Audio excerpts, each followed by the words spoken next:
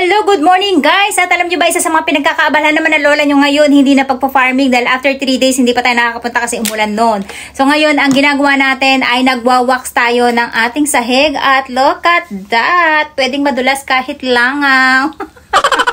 At dito, i-share ko sa inyo guys. Alam nyo ba dito sa Japan guys, magkaiba ang wax natin sa Pilipinas at dito sa Japan. At nakakatuwa, gumawa ako ng wax dati sa Pilipinas na made of gas at kandila lang, ay makakagawa ka na ng wax. Dito sa Japan guys, gumawa ako, ay hindi siya naging effective. Ewan ko, parang ibang klase yung kandila nila rito, parang hindi kayang mag-mixing dun sa gas. Ang ginawa ko na lang ay bumili na lang akong online. At alam nyo ba, na ang kala ko, yung wax natin sa Pilipinas at wax nila dito sa Japan ay magkapareho.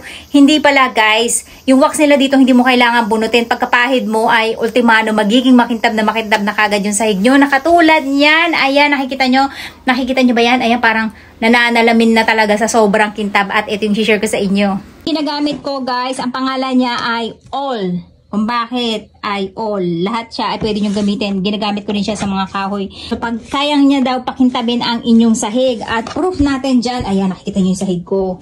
Kumikinang. Oh, lahat yan guys ay winax ko. Nakita nyo, di ba?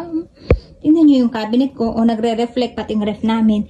And yung ating sahig dito. So, hindi ko pa natapos lahat-lahat guys kasi kahapon natapos na ako alas 11 ng gabi. Alam niyo kung bakit?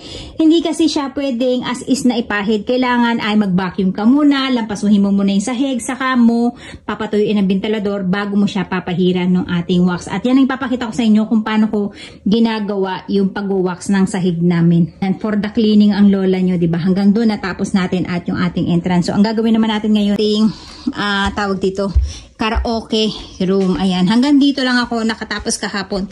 Dito lang. So, itudiretso natin to hanggang doon at doon sa kabilang lakaran natin. Tapos nga pala guys, bukod sa gagamit kayo ng all wax, ay kinakailangan nyo rin gumamit ng ganitong oil wax wiper. Ang tawag nila dyan. Ayan. At meron din kayong ganito na gagamitin kung saan ay ikiklip nyo lang siya.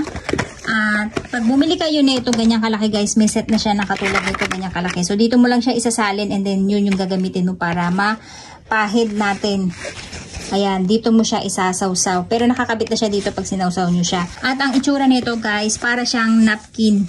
Yung pads. Ayan, meron siyang manipis na foam sa loob. Kaya na-absorb niya yung inyong ilalagay na wax. Liquid siya guys, hindi siya katulad sa atin na wax talaga na ipapahid mo saka mo bubunutin. Ito ay parang tubig siya na kumbaga pag natuyo siya, yun yung magiging pampakintab niya sa sahig. Yung ikakabit natin dito. At dito guys, ginagawa ko ay binabakim ko na muna siya para mahigop na muna yung mga alikabok na pinong-pino na nasa sahig natin bago tayo maglalampaso. At kinakailangan guys, kapag gagawin nyo to ay sasabihan nyo na yung mga kasama na bawal muna maglakad for 30 minutes kasi kahit na nagpupunas kayo o may mga nakaharang kayo dyan, hindi posible na malakaran nila yan, masasayang yung effort nyo dahil pag bumakat yung paa nila ay uulit at uulitin nyo. So ganun ang ginawa ko. Pagkatapos ko siyang vacuumin guys ay nilampasok ko na muna siya. Ayan, nakita nyo si Kiki, pakalat-kalat talaga na hinahabol ako, akala yata ay naglalaro lang ako. Kaya ang ginawa ko dyan after kong mag-vacuum at maglampaso ay pinasok ko na muna siya dun sa kwarto namin kung saan nandun si Papa at si Akari. Saka ko sila sinabihan na wag mo nang lalabas sa loob ng 1 oras, although hindi pa kami nagla-lunch niyan. As usual, yung bata panay ang pakot sa lola. Tapos natin guys makabitan ng ating gagamitin na pads tong ating map, ay maglalagay na tayo dito kung saan ay dyan tayo magsasawsaw every time na maglalampaso tayo.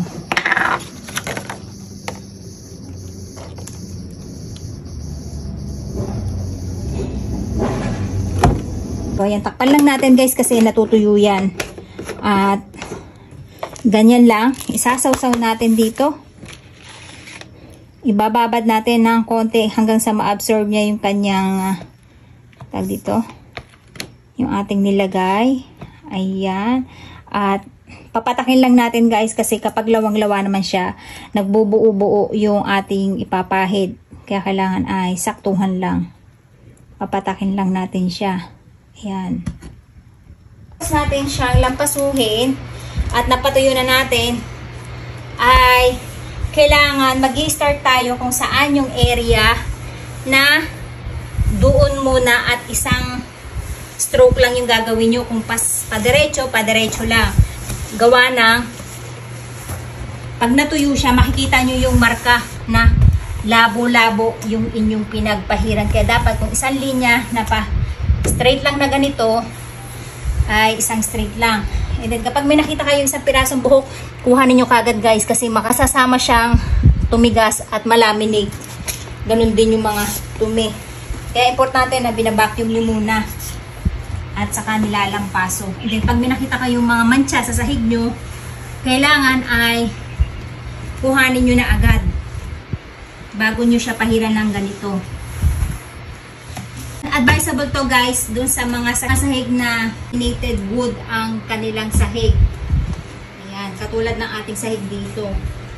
Yan yung parang mga linoleum sa Pilipinas na linoleum tile or yung laminated tile. Ito yun guys, para kumintab. Ito lang muna tayo at para yan yun, may madadaanan in case lang kailangan mapatuyo natin. Pwede kayong magpahid yan ng sabay-sabay kung meron kayong ibang part na lugar na dadaanan. So ako ito na muna kasi pwede silang umikot dun sa likod. And then saka natin tatapusin to pag tatapos natin itong natuyo. Ngayon kapag ang gagamitan nyo na bahay ay yung medyo masikip at wala kayong pag-iikutan, ay pwede kayong magpahid na muna ng kalahati para make it sure ay milalakaran kayo at hindi kayo matrap sa isang lugar. Katulad yung ginagawa ko guys, kung makikita nyo, yung bandang pintuan na lang ipinapahiran ko kasi natapos ko na kinabukasan nung kalahati niya. Napahiran na natin yung mula rito hanggang doon, pero hindi tayo pwede maglakad at least 30 minutes. And then may papakita ko sa inyo, ayan, nakikita nyo yan, parang mga alikabok na natira-tira na yan. So kailangan ay makuha nyo yan. Ayan, at mamaya papahiran na lang natin siya ulit. Ayan. At meron tayong bakat ng paa dito. Malamang nakatapa ko si kapaa ko siya, ayan. Importante talaga dito guys na malampaso nyo siya, at ang ginawa ko pa nga dito 3 beses ako naglampaso para talagang masuyod ko yung mga pinong-pino na mga alikabok na hindi kayang kuhanon ng ating vacuum. And kailangan ma-sure nyo guys na tuyong-tuyo na yung sahig pagkalampaso nyo, kasi minsan pagka pinahiran nyo siya, magmimix yung parang natirang tubig at yung wax nyo, pangit yung kalalabasan, hindi siya makintab. Kaya kailangan tapatan nyo na siya na ng ventilador, depende sa panahon. Hindi tayo makadaan dyan dahil basa pa siya at kailangan natin siya putuyuan ng electric fan, pero wala tayong saksakan dito kaya doon tayo sa kabila mag-electric fan. At dito tayo tatagos. Ayan. Medyo matabi yung aking garden. Hindi medyo. Sobrang dumi. At kinakailangan pa natin maglinis ng ating garden. Ganun din yung ating pond bago magtaglamig. So ayan, lahat yung trabaho yan ng lola nyo, pati yung paglilinis ng ating mga alulod. At next time yan, even tong ating mga salamin. Ayan, nakita nyo. Pag may bagyo at malakas ang hangin, laging ganyan yung bintana namin. Kaya napakahirap mag-maintain kapag malaki ang bahay. Dan, dito tayo tumagos. At bukas na natin itong pintuan. Naku, para maging presko ang set ng hangin. Nakita nyo yung monstera ko guys. Napakaganda niya oh. Alagang vitamins yan at dilig. Ganon din yung bigas natin na pinaghugasan. Sa kanila ko dinidilig. And then binilang ko sila ng tawag dito, yung pamahid sa kanilang dahon, kung saan nagkaroon kasi sila ng mga ganito, yung leaf miners. So meron tayong ginagamit na spray dyan. Binili lang din natin sa Daiso guys. Ipupunas nyo lang sa kanyang mga dahon at magiging maganda na ulit yung kanilang dahon. Ayun, nakita nyo. Nag-i-spiral siya dito kasi kumukontra siya sa liwanag. Iniikot-ikot ko kasi sila guys para balanse yung kanilang liwanag. Ayan, ginaganyan-ganyan ko sila para hindi sila magwatak-watak. Dito kung makikita nyo guys, napakaganda ng sikat ng araw kaya napakabilis niyang natuyo. Wala pa yatang 30 minutes natuyo na siya. Kaya depende kung halimbawa maulan ay medyo magiging matagal yung kanyang pagtuyo. Kaya kailangan kapag magpapahid kayo nito ay titingnan nyo na muna yung weather schedule kung maganda ang panahon, kasi mas masarap magpahid nito kapag sikat na sikat yung araw. Ibig sabihin ay mas mabilis silang matutuyo at hindi nyo na kailangan magsaway ng magsaway. Ayan guys, tingnan nyo. Makintab pa sa salamin, di ba? Ganun din yung ating table. At yung table natin dito, ganun din. So pakikitabin natin kasi nakikita nyo medyo malagkit-lagkit. Kaya ang gagawin natin, sasawsaw lang natin dito. Ayan. At papapatakin natin ng konti.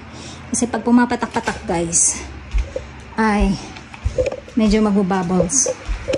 So ayan. Kahit sa mga furniture, pwede nyo siyang gamitin. Ayan, nakikita niyo ba? So, layo lang natin ito. Mga table nyo na hindi na kumikintab, mga aparador nyo, furniture nyo. So, yan lang. Ay, guys, huwag kayong gagamit ng normal na basahan lang. Dapat itong mat talaga na to. Kasi, ito talaga yung mag-i-spread sa kanya ng tama. Kasi pag gumamit kayo ng basahan, katulad ng ginawa ko last year, magbubukol-bukol siya. Hindi katulad nito, parang pati alikabok ay sinasala niya para hindi maiwan.